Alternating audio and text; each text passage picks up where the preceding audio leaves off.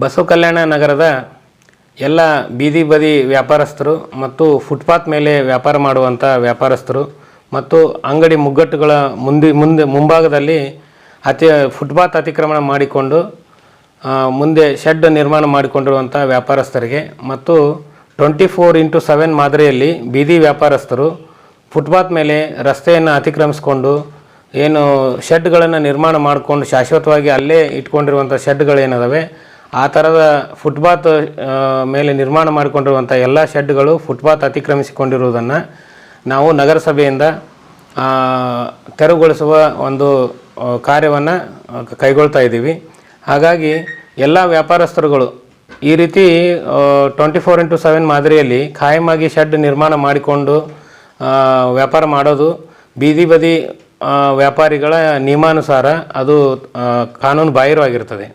ಮತ್ತು ಇದರಿಂದ ಸಾಕಷ್ಟು ಸಾರ್ವಜನಿಕರಿಗೆ ವಾಹನಗಳ ಸಂಚಾರಕ್ಕೆ ಟ್ರಾಫಿಕ್ ಸಮಸ್ಯೆ ಆಗ್ತಾಯಿದೆ. ಇದರಿಂದ ಮತ್ತು ಬೇರೆ ಬೇರೆ ದುರ್ಘಟನೆಗಳು ಕೂಡ ನಡೀತಾ ಇದ್ದಾವೆ. ಹಾಗಾಗಿ ಎಲ್ಲ ವ್ಯಾಪಾರಸ್ಥರು ಕೂಡಲೇ ತಾವು ಶಾಶ್ವತವಾಗಿ ನಿರ್ಮಾಣ ಮಾಡಿಕೊಂಡಿರುವಂಥ ಶೆಡ್ಗಳನ್ನು ತೆರವುಗೊಳಿಸಿಕೊಳ್ಳೋದ್ರ ಜೊತೆಗೆ ನಿಮ್ಮ ಒಂದು ಏನು ನಿರ್ಮಾಣ ಕಾರ್ಯಕ್ಕೆ ಉಪಯೋಗ ಮಾಡಿರುವಂಥ ಏನು ಅವು ಪರಿಕರಗಳದಾವೋ ಸಾಮಾನುಗಳದಾವೋ ಅವುಗಳನ್ನು ನೀವು ನಿಮ್ಮ ಸುಪರ್ದಿಗೆ ತಗೊಂಡು ಫುಟ್ಪಾತ್ ಮತ್ತು ಬೀದಿ ವ್ಯಾಪಾರಕ್ಕಾಗಿ ಮಾಡಿರುವಂಥ ಶೆಡ್ಗಳನ್ನು ಫುಟ್ಪಾತ್ ಅತಿಕ್ರಮಿಸ್ಕೊಂಡಿರುವಂಥದ್ದನ್ನು ಕೂಡಲೇ ನೀವು ನಿಮ್ಮ ಶೆಡ್ಗಳನ್ನು ನೀವು ತೆರವುಗೊಳಿಸ್ಕೋಬೇಕು.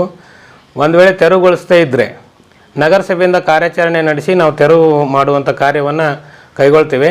ಇದಕ್ಕೆ ಯಾರೇ ವ್ಯಕ್ತಿ ಆಗಲಿ ಅಡ್ಡಿಪಡಿಸಿದರೆ ವಿರೋಧ ಮಾಡಿದರೆ ಅಂಥವ್ರ ಮೇಲೆ ನಾವು ಕಾನೂನು ರೀತಿ ಕ್ರಮಗಳನ್ನು ಸಹ ತಗೋಬೇಕಾಗ್ತದೆ. ದಯಮಾಡಿ ಎಲ್ಲ ವ್ಯಾಪಾರಸ್ಥರಾಗಲಿ ಬೀದಿ ಬದಿ ವ್ಯಾಪಾರಸ್ಥರಾಗಲಿ ರಸ್ತೆಯನ್ನು ಫುಟ್ಪಾತನ್ನು ಮಾಡಿಕೊಂಡು ಏನಾದರೂ ವ್ಯಾಪಾರ ವಹಿವಾಟು ಮಾಡ್ತಾಯಿದ್ರೆ ಮತ್ತು ಖಾಯಮಾಗಿ ಶೆಡ್ಗಳನ್ನು ನಿರ್ಮಾಣ ಮಾಡಿಕೊಂಡಿದ್ದು ಈಗಾಗಲೇ ನಾವು ಪರಿಶೀಲನೆ ಮಾಡಿದ್ದೀವಿ. ಬಸವ ಕಲ್ಯಾಣ ನಗರದಲ್ಲಿ ಸಾಕಷ್ಟು ನಗರಸಭೆಯ ಪ್ರಾರಂಭದ ಮುಖ್ಯ ರಸ್ತೆಯಿಂದ ಹಿಡ್ಕೊಂಡು ತಿಪ್ರಾಂತ್ವರೆಗೂ ಮತ್ತು ಅಂಬೇಡ್ಕರ್ ಸರ್ಕಲ್ದಿಂದ ಹುಲಸೂರು ರಸ್ತೆಯ ಮಾರ್ಗವಾಗಿ ಬಸ್ ಸ್ಟ್ಯಾಂಡಿನ ಮುಂಭಾಗದ ರಸ್ತೆಯವರೆಗೂ ಕೂಡ ಅತಿಕ್ರಮಣ ಮಾಡ್ಕೊಂಡು ವ್ಯಾಪಾರ ಮಾಡ್ತಿರೋದು ನಾವು ಪರಿಶೀಲನೆ ಮಾಡಿದ್ದೀವಿ.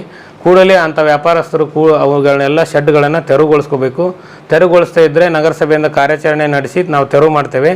ಒಂದು ವೇಳೆ ತೆರವು ಮಾಡೋ ಕಾಲಕ್ಕೆ ಯಾವುದೇ ರೀತಿ ವಿರೋಧವನ್ನು ವ್ಯಕ್ತ ಮಾಡಬಾರ್ದು ಅನ್ನುವಂಥದ್ದು ನಗರಸಭೆಯ ಎಚ್ಚರಿಕೆ ಆಗಿರ್ತದೆ. ಈ ಎಚ್ಚರಿಕೆ ಮತ್ತು ಸೂಚನೆಯನ್ನು ಎಲ್ಲರೂ ಪಾಲನೆ ಮಾಡೋದ್ರ ಜೊತೆಗೆ ನಗರದ ಸುಗಮ ಸಂಚಾರಕ್ಕೆ ಮತ್ತು ಕಾನೂನು ಪಾಲನೆಗೆ ಸಹಕರಿಸಬೇಕು ಅಂತ ಕೇಳ್ಕೊಳ್ತೇನೆ.